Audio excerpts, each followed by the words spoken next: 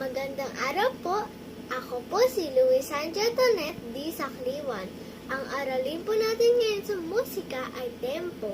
Ang tempo ay tumutukoy sa bilis o bagal ng daloy ng awitin.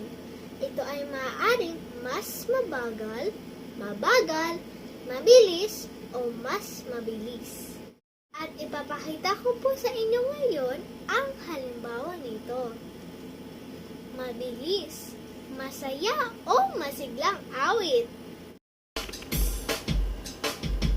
I say it's too late, got nothing in my brain. That's what people say. That's what people say. I go on too many dates, but I can't make them say. At least that's what people say. That's what people say. But I keep cruising, can't stop, won't stop grooving. It's like I got this music in my mind saying it's gonna be alright.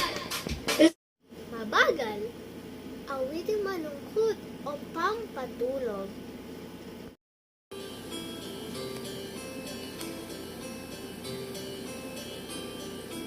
All those days watching from the windows, all those years outside looking, all the time, never ever known just how blind I've been.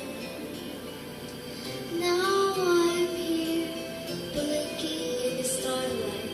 Now I'm here, suddenly I see. Standing here is all